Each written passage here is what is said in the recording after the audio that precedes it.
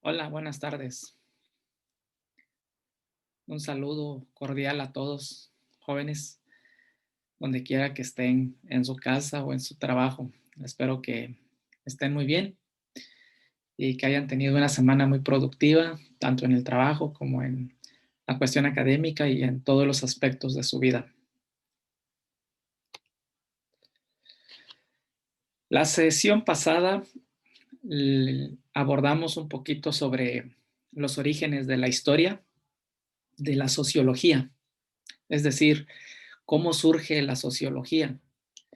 Y vimos que principales elementos fueron, o detonantes fueron las ideas de la Ilustración de Montesquieu, Voltaire y Rousseau, así como la Revolución Francesa y la Revolución Industrial, que fueron como detonantes para el surgimiento de la sociología. También analizamos un poquito sobre el ámbito de estudio de la sociología con las diferentes disciplinas, con el derecho, la antropología, la historia, la psicología, la demografía, la geografía, etcétera, y su utilidad que tienen.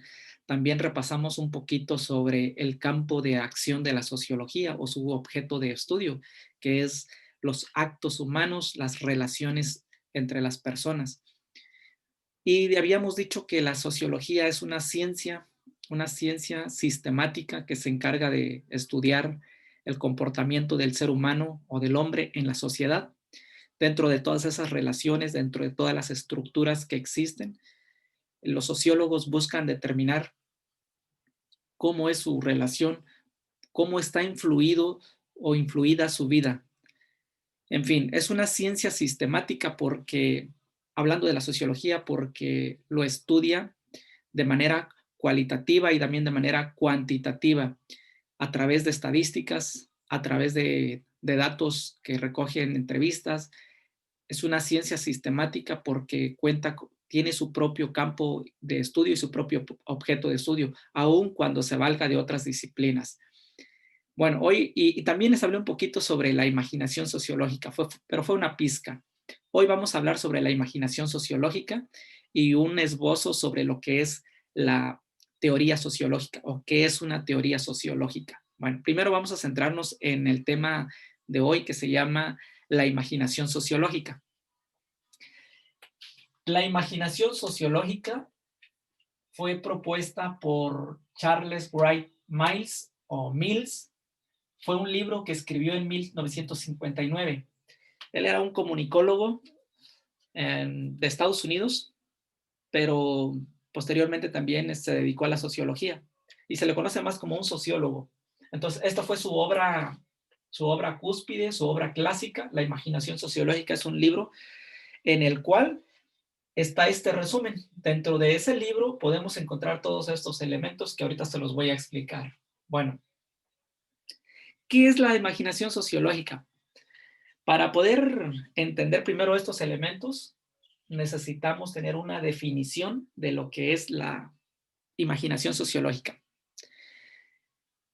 En términos comunes, vamos a decir que la imaginación sociológica es hacer uso de la información que nosotros tenemos en la actualidad y con esa información pararme o situarme en otros ámbitos, en otros contextos, en otros puntos de vista. Es decir, tener la capacidad de observar un objeto social, un problema social, un evento natural o lo que sea, y analizarla o estudiarla desde otra perspectiva, desde otra dimensión. Esa es la imaginación sociológica.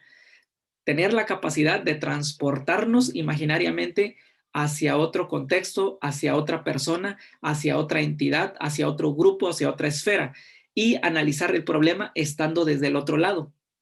Pero ¿cómo lo analizamos? Bueno, con la información que yo tengo, con la que yo cuento, con la que tengo disponible a la mano. ¿Y cuál es esa información? Pues es mi estudio, es la preparación que yo tengo, mi formación, mi experiencia de vida, mi historia, mi propia biografía, lo que yo he ido construyendo día tras día. En la medida que yo tengo una profesión, ya sea técnica, ya sea un oficio o una licenciatura, una ingeniería, lo que sea, y en la medida de que yo vaya leyendo, entonces todo ese bagaje cultural, tanto como mis experiencias que he tenido con mi familia, con mis amigos, en mi trabajo y en todos los demás círculos, ese es mi mundo informativo, ese es mi mundo de datos. Entonces, con esa información, yo, utilizando la imaginación sociológica en palabras de Wright Miles, es situarme en otro contexto, en otra perspectiva y analizar el problema o el asunto desde otra dimensión, desde aquella postura.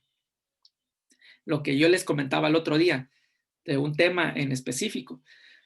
Pensemos, por ejemplo, en las relaciones sexuales a temprana edad, en las adolescentes o en los adolescentes o preadolescentes. Usualmente pensamos que el problema es de la embarazada o de la señorita o del adolescente y del joven o del adolescente. Y más pensemos que si son embarazos no deseados y, y el joven no se hace responsable de ese asunto,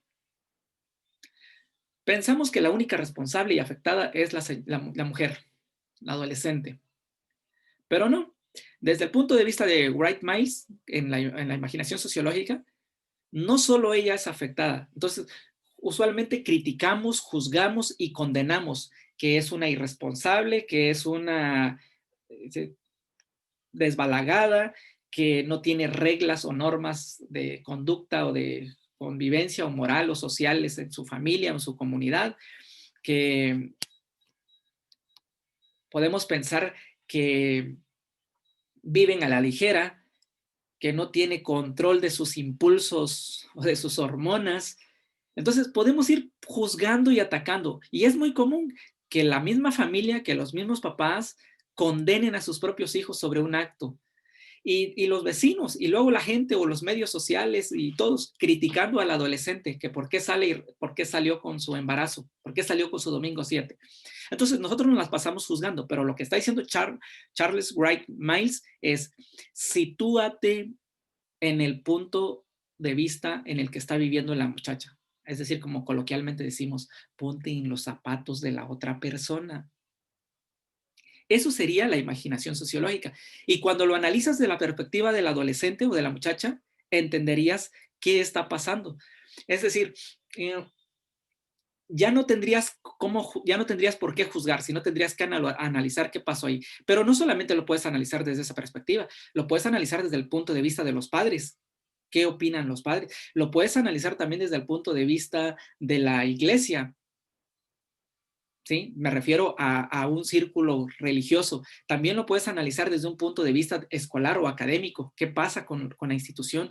Y lo puedes dimensionar a otros círculos u otras esferas u otras instituciones, como por ejemplo al Estado o por ejemplo a los hospitales. Entonces, cuando hay muchos embarazos a temprana edad, le cuesta dinero al Estado, a las políticas públicas de salud. Entonces se ven afectados. No solo la muchacha se se ve afectada la familia, se ve afectada la muchacha, por supuesto, en su economía, las papás en lo social o en lo emocional o en lo económico, se ve afectada en la cuestión académica, en su escuela, en su círculo social, también se ve afectada su comunidad y también le cuesta dinero al Estado en el servicio de atención a salud. Entonces, tú te das cuenta que ese problema no es solamente de alguien más, sino de muchas personas y de muchas esferas sociales. Eso es utilizar la capacidad de la imaginación sociológica, ponerte en el lugar de otro y entender.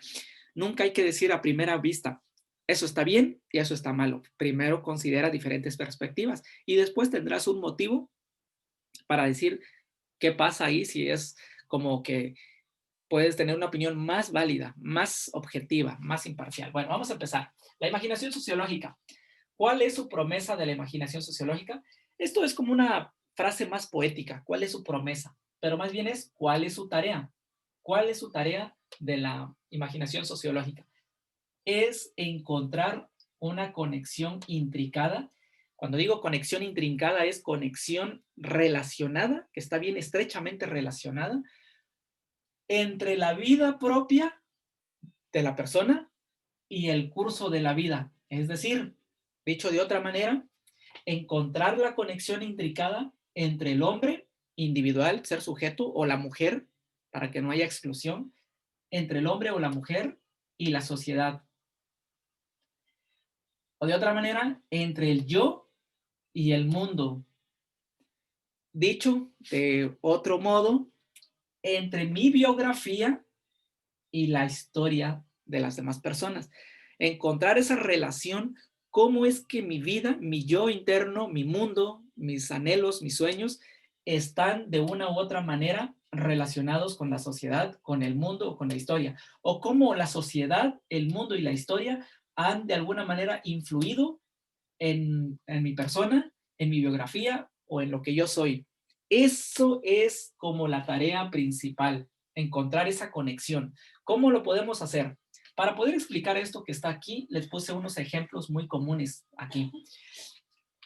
La vida propia, es decir, el hombre, el yo o la biografía, vendría siendo el individuo, un sujeto, hombre o mujer, niño, niña, adolescente, anciano o lo que sea. El individuo, vamos a ponernos aquí como un ejemplo, en los años 90. Esta característica de aquí es el individuo tomando este punto. El curso de la vida sería aquí los años 90. El curso de la vida, la sociedad, el mundo, la historia, los años 90. El hombre, el yo, la biografía, sería el individuo. ¿Cómo? Voy a poner un poco de mi ejemplo, de mi vida, de mi experiencia. El individuo, yo, Fray, en los años 90. ¿Qué estaba pasando en los años 90? Bueno, yo nací en los 79, por ahí, ¿no? 79. 80, me tocó vivir en los 90, escuchar este tipo de elementos o de vivirlos. Estaba muy de moda Nirvana, el grupo, la banda de Nirvana, se escuchaba mucho. Entonces, esta era la historia, este era el mundo, esta era la sociedad y este era Fray aquí viviendo. Fue el despliegue, el punto de partida del Internet. De hecho, cuando yo estaba en la universidad, por ahí como en el año 94, 1994, 95, ya empezaban las primeras computadoras, los primeros cibercafés o cybercafés, como le quieran llamar, y había la internet, pero no como la conocemos hoy.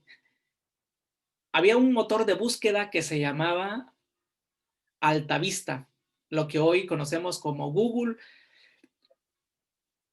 Uno ingresaba a Altavista y querías buscar un documento, por ejemplo, tú le escribías, digamos, el libro o una teoría, diseño de programas para cocinar o de diseño de recetas o diseño para construir casas.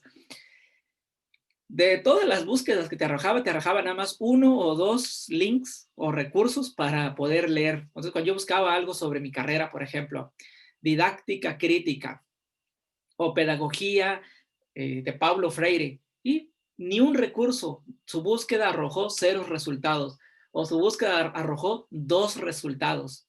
Ese era el mundo del Internet en aquel tiempo. Entonces, todo lo que teníamos que hacer era estudiarlo, comprar los libros, si tenías dinero, claro, comprar los libros, si no, acudías a las bibliotecas y a estudiar, porque no era el Internet que hoy conocemos, pero ahí empezó lo que es el Internet. Y empezaban con las primeras aplicaciones de comunicación, lo que nosotros hoy conocemos como Messenger. Era una aplicación que se llamaba ICQ, el ICQ, que era más o menos como esto, pero no con las mismas características y herramientas técnicas que hoy posee Messenger. Bueno, pero fue el despunte de Internet. Fue el comienzo de la globalización. De hecho, la globalización ya se venía desde, ¿cómo se le puede decir? Gestando desde el gobierno del López Portillo, Miguel de la Madrid, pero no es hasta sino en 1994, con Carlos Salinas de Gortari, cuando ya entran en vigor todas las políticas que se habían gestado en los 2 sexenios atrás de los demás, de los presidentes, que no se echaron a andar ni con Octavio Díaz Ordaz, ni con Luis Echeverría, que ya empezaban a vislumbrar esto, pero no se llevó a cabo sino hasta en los años 94 con Carlos Salinas de Gortari. Entramos a la globalización, ¿cómo? Con el famoso TLC, el famoso Tratado de Libre Comercio con Estados Unidos y México y Canadá. Bueno, hubo esto. Y es el fin de la historia. ¿Qué es el fin de la historia? Bueno, que cae el muro de Berlín, se caen las ideas marxistas, empiezan las ideas progresistas, las ideas de las repúblicas democráticas, la democracia prolifera, las ideas de Adam Smith, etc. Entonces, también se crea otro punto de vista. La sociedad empieza a ser como más abierta al mundo, empieza a conocer, la televisión se vuelve más prolífera, es decir, empiezan a abrir más canales, más recepciones, la gente se empieza a enterar y está más abierta al mundo, empieza a conocer el mundo. Entonces, digo fin de la historia de un tiempo, de una época en que la sociedad estaba muy cerrada, muy enclaustrada, no salía de su contexto en el sentido de que la tecnología no había avanzado. A esto me refiero con el fin de la historia. Pasa un vuelco. Ahora nos situamos aquí en el individuo. Por poner otro ejemplo, ahora quizá ustedes estén más jóvenes que yo, para ser un poco más contemporáneos. Seguimos aquí, la vida propia, el individuo. El curso de la vida, ¿qué pasó de los años 2010 hacia adelante? Del 2010 en hacia adelante ya surgen los smartphones. Ya habían teléfonos, claro, ya estaban los teléfonos, pero eran unos teléfonos muy toscos y nada más eran para hacer llamadas y mensajes de texto. 2010 en adelante despuntan los smartphones, se mejoran los smartphones y surge el mundo online. Aquí voy a hacer voy a hacer un alto, voy a hacer un hincapié, voy a abundar un poquito más del mundo online. ¿Qué es el mundo online? Hoy en día, hoy 2020, existe un mundo online y un mundo offline. Ahorita estamos en el mundo online, estamos teniendo nuestra clase online. ¿Pero qué es el mundo online? El mundo online, la mayoría de los jóvenes tienen una falsa identidad. La mayoría, no quiero decir todos. Una falsa identidad, una falsa realidad, que es lo puse aquí, la identidad falsa, que se relaciona con esto del mundo online. ¿Qué es eso? ¿Se han dado cuenta que hay personas que tienen 10 cuentas de Facebook, varias cuentas de Instagram, con diferentes nombres, con diferentes fotografías? Es decir, es un mundo falso porque no eres tú realmente, porque otro punto, como decimos que es falso, que es una identidad falsa en el mundo online. Yo me tomo una fotografía, pero como no soy muy, ¿cómo se le dice la palabra? Cuando uno no es apto para salir en las cámaras, que no eres fotogénico. Ok, me dicen aquí que se le hizo un poquito tarde. Sí, no te preocupes. Yo soy fake. Ok, no te preocupes por la asistencia. Nada más ponme tu nombre, porfa, completo, para que sepa quién es, porque apareces con un número de teléfono, Huawei P30, y no te puedo identificar, ¿sale? Por favor. Y entonces, yo me tomo una foto, pero no soy fotogénico. Ay, no me gusta. Ah, pues están las aplicaciones, ¿verdad? Ok, Alejandro, gracias. Que tiene la funcionalidad técnica de recortar, de quitarle el color, ponerle brillo, etcétera, etcétera. Y entonces me creo una imagen bien bonita y le pongo, y la subo al Facebook, la subo al Instagram y la pongo en mi canal de YouTube o en todas las redes que yo tenga. No hay problema, Eduardo, también no hay problema. Gracias por reportarse. Entonces, pero es una foto de ese momento. Cuando yo estoy el otro día, yo ya soy diferente. Entonces, esa foto no abarca toda mi realidad. Además, hay aplicaciones que me convierten a mí como un bebé o me llevan a ser un anciano. Incluso, cómo yo puedo verme como una mujer, autopercibirme como una mujer y una mujer autopercibirse como un hombre en una aplicación y se crean esos escenarios y la suben a su canal. Y ese es el mundo, es el mundo falso, no es la realidad completa.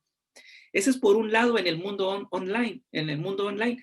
Entonces, tú puedes poner perfiles, puedes poner una serie de datos y puedes engañar a mucha gente que tú eres esa persona, pero no lo eres. Entonces, esa es una falsa identidad que uno crea hoy en día con el mundo online. Hay mucha estafa, hay mucha mentira.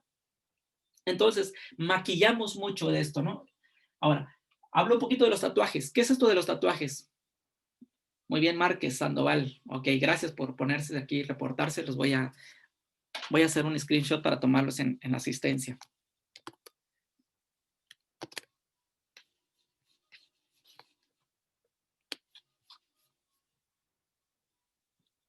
Listo.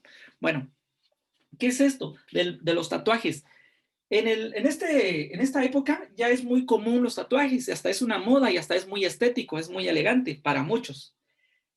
En esta época de los años 90, las personas que tenían un tatuaje eran mal vistas, eran consideradas, como no quiero mencionar la palabra, pero la voy a decir, se veían como maleantes, que eran drogadictos, que eran personas que habían estado en la cárcel. La gente había creado un estigma, un prejuicio, una etiqueta sobre las personas que tenían tatuaje. Y era bien difícil tener un trabajo o conseguir un trabajo si estabas tatuado, porque no estaban los derechos que los protegían. Actualmente,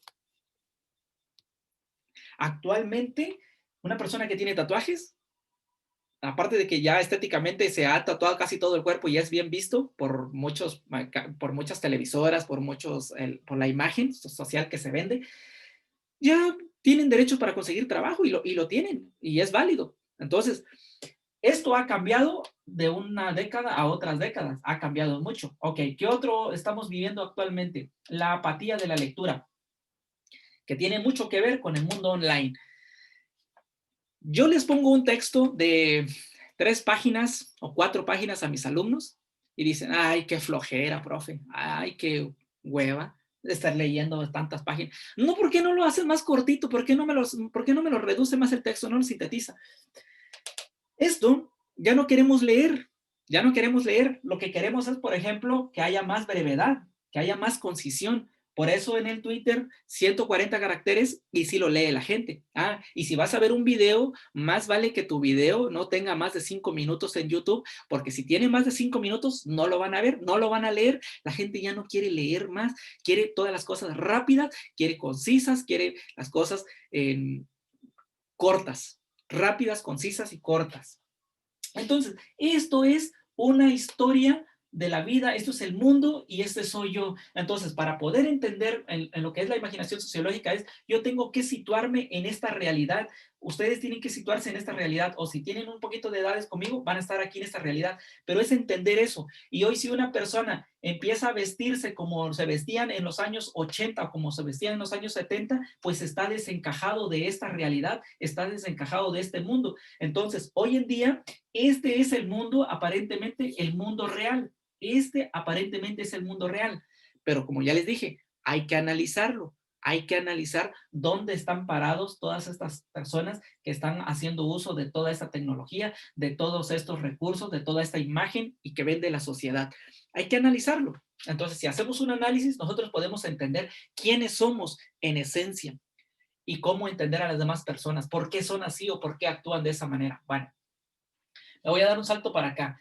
Lo que está aquí está resumido en esta parte, en este esquemita de aquí. La imaginación sociológica tiene que ver con un enlace, una vinculación entre la biografía de la propia persona, la historia del mundo y la estructura social. Aquí me faltó ponerle sociedad. En este caso sería la estructura social. ¿Cuál es la estructura social o cuáles son las estructuras sociales? Las estructuras sociales son, 1, la familia.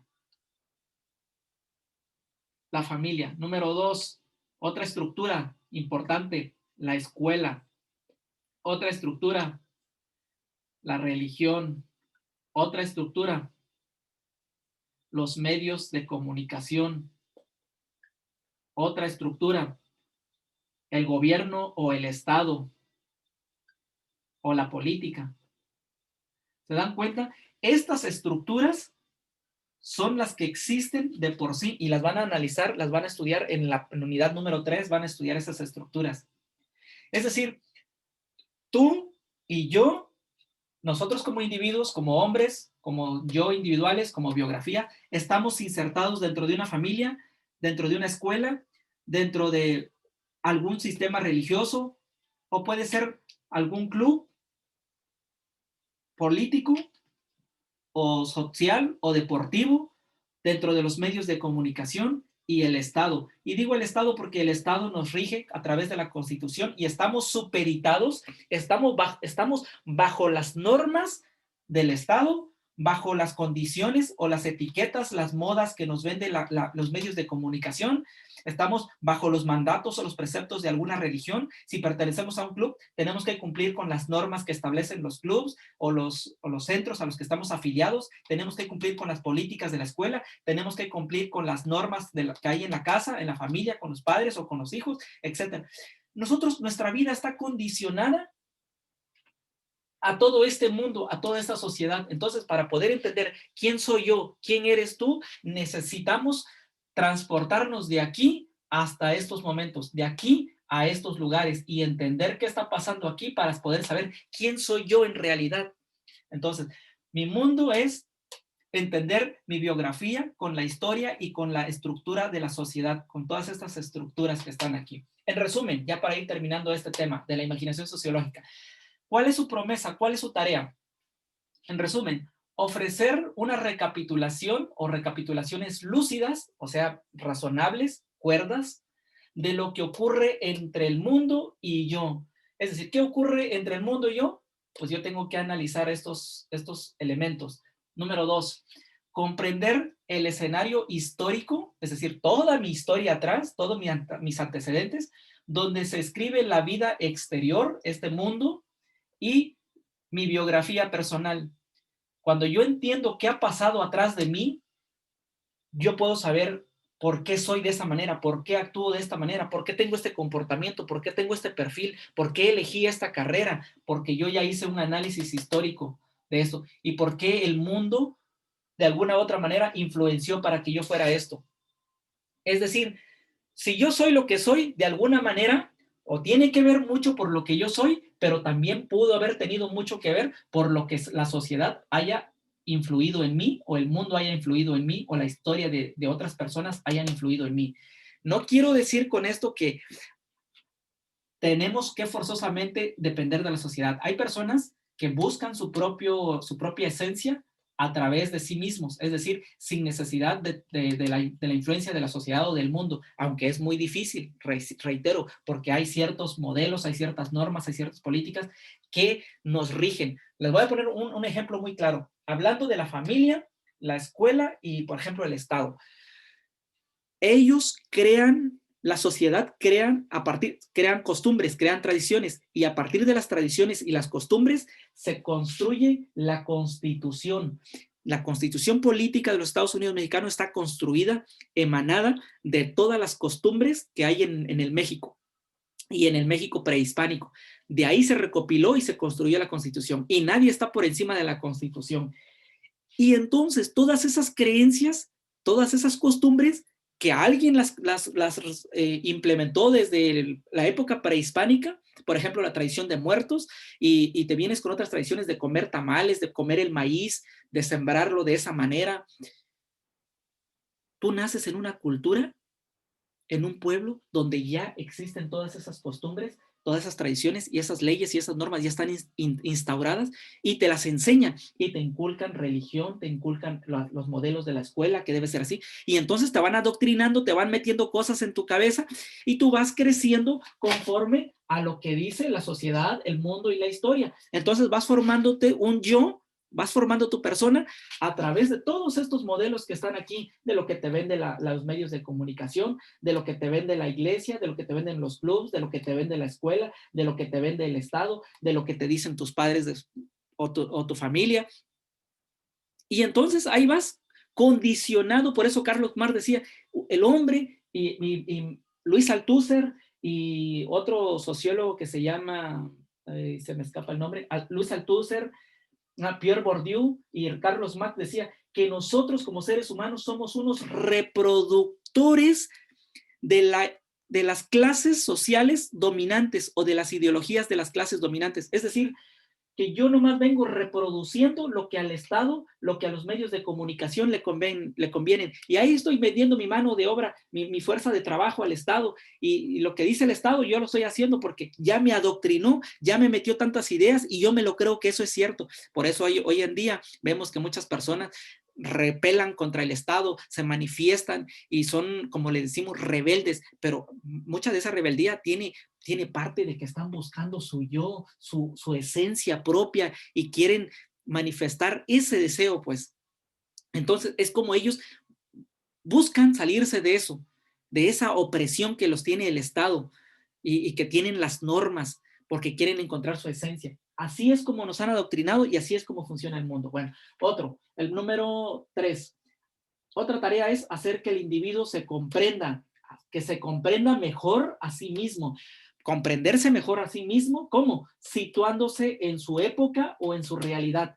Entonces, lo que yo les decía, si tú estás aquí, haz un análisis de que si esto es realmente una realidad verdadera, si no es falso todo lo que estás viviendo, si no es lo que te está vendiendo los medios de comunicación, lo que te está vendiendo la tradición, la sociedad, ¿tú crees que eso es lo correcto? Entonces tenemos que hacer un análisis, tenemos que pararnos a analizar esto, ok, para saber en qué realidad estamos. Y número 4, captar la historia y la biografía y la relación entre ambas, es decir, la relación entre ambas, entre la historia y la biografía y entre la sociedad. ¿Cómo está relacionado? ¿Cómo están relacionados estos elementos o estos 3 elementos?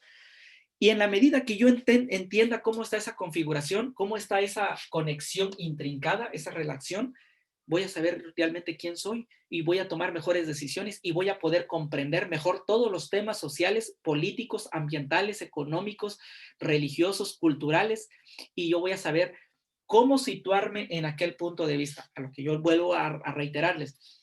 No tomar decisiones a la ligera, no criticar o no juzgar antes sin tener una base empírica de diferentes puntos de vista, de diferentes disciplinas, de diferentes ámbitos o perspectivas. Eso es lo más interesante. Cuando tú ya tienes diferentes perspectivas, utilizando la imaginación sociológica, que te brincas a cada uno de esos sectores y los analizas con lupa de detalle allá en cada uno de esos sectores y tú puedes decir, ahora entiendo. Lo mejor o lo más conveniente, según mi punto de vista, puede ser esto, puede ser esto, puede ser esto, puede ser esto. O mejor dicho, tú le puedes decir, toma tú la decisión. Yo lo veo así, yo lo veo así, y creo que esto es lo mejor para mí. Si yo fuera tú, yo haría esto, pero yo no te digo qué harías tú, sino tú toma la decisión, analiza tú qué van a ser las consecuencias. Por ejemplo, en un divorcio, es muy común que la mujer, que la vecina o el vecino le diga, o el papá o la mamá le diga así, divórciate, ese hombre no te conviene, más te vale, vas a estar mejor así sola o soltera. ¿Ok? Pero, ¿ya lo analizaste qué va a pasar con los hijos? ¿No te has puesto a pensar, a meter en la cabeza de los niños? O sea, tienes que verlo como la vida, cómo lo ve la mujer, cómo lo ven los hijos, cómo lo va a ver la sociedad, cómo lo va a hacer en cuanto a su trabajo, cómo va a ser en cuanto a otras dimensiones. Entonces tienes que magnificar todo lo que está alrededor y en función de cuando ya hayas magnificado todo, puedes tomar una mejor decisión. Eso es lo que te invita la imaginación sociológica, a pararnos y a situarnos en una realidad, entender la realidad, pero entendiendo quién soy yo a través de hacer todo un análisis contextual.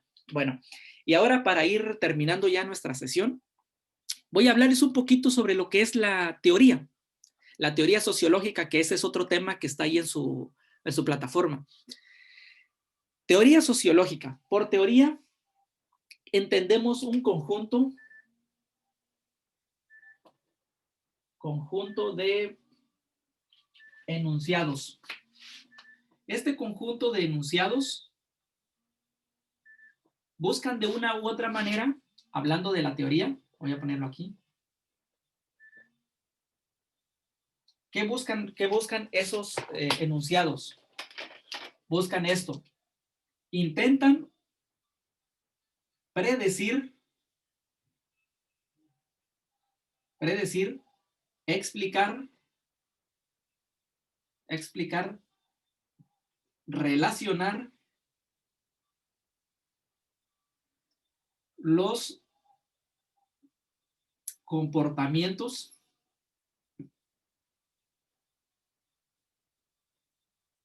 o fenómenos, ya sean sociales o naturales. Voy a explicarlo esto rápidamente. Un conjunto de enunciados que, a ver, permítame, voy a leer aquí nada más. ¿Hasta qué día podemos entregar las tareas? Tienen, de hecho, Les voy a decir la mera verdad. Tienen, de hecho, abierta la plataforma todas las semanas, hasta antes de que se termine el curso, por supuesto, y tienen para entregarlas todas. Sería bueno que las fueran entregando como van por semanas para que no se les acumule, pero no piensen que porque ya pasó la semana, ya no les voy a aceptar la actividad. No, si ya pasó una semana y ustedes están en la tercera semana, en la última, pueden enviarlos de la primera semana. El problema es que se les va a juntar todo. Ese es el único detalle, pero sí va a estar abierta todas las 3 semanas para que envíen las tareas que tienen pendiente de la primera semana o de la segunda semana. Entonces, no se preocupen por eso. De nada, Stephanie. Si tienen todas las 3 semanas abierta el curso para que puedan hacer sus tareas. Y bueno, entonces, ¿qué es esto? Conjunto de enunciados, o sea, muchos renglones, mucha explicación que predicen comportamientos, que predicen o que explican por qué suceden los problemas, por qué suceden las cosas así. Se los voy a poner de otra manera para que nos entendamos en un ejemplo. El sistema meteorológico predice con casi un 95 a 98% de exactitud los climas o las condiciones climatológicas por días y por semanas. Entonces, es una ciencia, la meteorología es una ciencia porque predice cómo van a estar los comportamientos físicos o de la naturaleza. Y por eso digo, hay un margen de error. Usualmente le atina, aunque hay veces que no le atina, pero hay un mínimo de margen de error. En todas las ciencias exactas y naturales o ciencias no formales hay márgenes de error. Siempre hay el riesgo de falibilidad, es decir, de que se pueda equivocar la ciencia. Entonces, ¿qué significa esto? Que esa ciencia predice ese comportamiento. Ahora, en el ámbito de la sociología, por ejemplo, un teórico que ustedes a lo mejor ya lo leyeron es Emily Durkheim. Emily Durkheim hizo una investigación. Él quería saber por qué la gente se suicidaba. Entonces, mucha gente decía, no, es que es una herencia por parte de los padres de la familia. Si ellos se querían suicidar, también el hijo lo va a heredar. El padre lega en ese gen se lega. Otros dicen, no, es que tiene que ver con las fuerzas cósmicas o que tiene que ver con otros datos. Pero Emily Durkheim dijo, eso es absurdo. Entonces él profundizó, investigó y empezó a leer y empezó a escribir y escribir y empezó a recopilar información y concluyó que aunque el acto suicida es un acto solitario, pero tiene mucho que ver la influencia de la sociedad. Es decir, Durkheim concluyó, hizo su estudio en Holanda, en Dinamarca y en Francia, y encontró que la mayoría de todos los suicidios tenían que ver con las influencias de la sociedad. Es decir, esto, lo que les comenté, cómo influye en el ser humano. Es decir, se suicidan porque hay fuerzas detrás de él, fuerzas de la sociedad, que lo llevan a cometer ese acto suicida. El ciberacoso hoy en día ha llevado a suicidar a las personas. Es decir, es muy raro encontrar que una persona por su propia naturaleza, por su propia convicción, sin que una fuerza externa, social o natural, lo haya obligado. O puede ser que a lo mejor está externa, pero es interna, como decir, bueno, una decepción amorosa, pero al haber una decepción amorosa, tuvo que ver algo externo, es decir, una persona fuera de él, es una mujer o un hombre, o bien en su club social o en su iglesia o en su partido político lo expulsaron, lo reprendieron, lo sancionaron, lo humillaron, lo avergonzaron y pues no pudo soportar la vergüenza y se suicidó.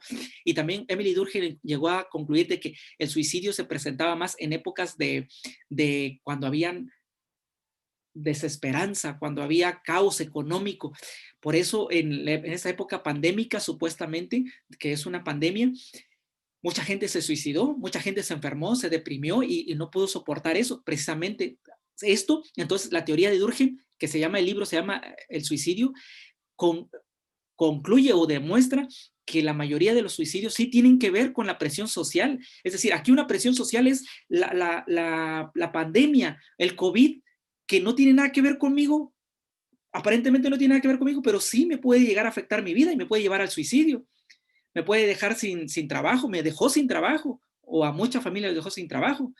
Entonces, fuerzas externas condicionan nuestra vida de una u otra manera, positiva o negativamente influyen las fuerzas externas. Estas estructuras más los elementos de la naturaleza condicionan nuestra vida. Los huracanes que están pasando ahorita en el sur, Tabasco, Chiapas y en otros pueblos, o los tsunamis que hubo en Turquía, en Grecia, condicionan la vida de las personas, es decir, la geografía donde tú vives, la demografía. Cuando tú quieres pues, buscar una casa, asentar una casa, quieres comprar tu casa, tienes que pensar bien el lugar geográfico donde la vas a comprar, el terreno, si es un terreno apto que no se va a derrumbar, si es un terreno sólido que va a aguantar la firmeza de construir otra planta arriba, o de que si es un terreno firme de que no se va a dañar y cuando tú la vas a vender va a seguir valiendo, quizá ya no tanto, pero en la misma proporción. Con qué tipo de vecinos te vas a relacionar. Todo eso lo tienes que pensar porque eso va a influir, si ya no mucho en ti, porque tú ya estás grande, porque ya tienes un criterio personal, pero sí va a influir en la vida de tus hijos, las amistades que va a estar socializando. Entonces, pareciera ser que esos eventos que están allá afuera, aislados, no condicionan nuestra vida, pero sí condicionan nuestra vida. Entonces, una teoría sociológica, eso es lo que hace, que intenta explicarte qué va a pasar si tú no haces esto, qué te va a pasar si haces esto.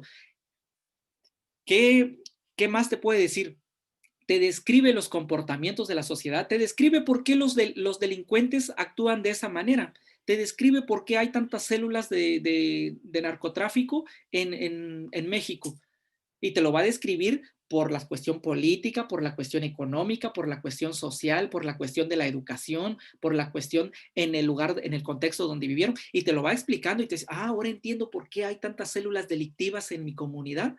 Eso es el punto de una teoría que te explica por qué suceden las cosas de esa manera. E incluso, vuelvo a decir, la teoría tiene la facultad de predecir con un 95 a 98% de exactitud lo que pudiera pasar a tantos años en tales condiciones. Ojo, como decía al final de ese texto en la lectura, una teoría, no porque sea una teoría, tiene la validez total y ya no hay otra más. No, una teoría, hay teorías que son vigentes hasta cierto punto y hay otras que se renuevan, se van actualizando y se van mejorando y hay otras que vienen y las desbancan, las quitan y dicen, esta teoría ya no es funcional y vienen otras teorías.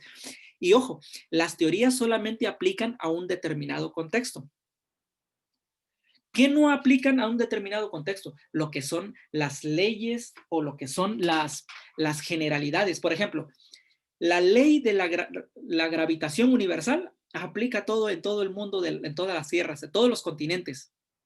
Pero si hablamos, por ejemplo, de la teoría del desarrollo humano propuesta por la señora Papali allá en Estados Unidos, esa teoría solamente es válida en Estados Unidos porque la condición, la cultura y las tradiciones, el tipo de color de piel, la estatura de las personas, la complexión y todo, nada más encaja en Estados Unidos. Si esa teoría de desarrollo humano la traspolaran a Haití, no encaja, porque allá las personas tienen otra condición de vida, otro nivel socioeconómico diferente, otras necesidades, otras prioridades, otras tradiciones, y entonces no va a encajar. Entonces las teorías muchas veces solo funcionan para un determinado contexto y una determinada cultura y pueden tener una vigencia y tras esa vigencia se vuelven obsoletas, las renuevan, las actualizan y así vienen siendo las teorías. Entonces las que son como totalitarias o absolutas o generales son las leyes, la ley de la gravitacional, la ley de la relatividad, teoría de la ley de la relatividad, perdón, o la de la fuerza física,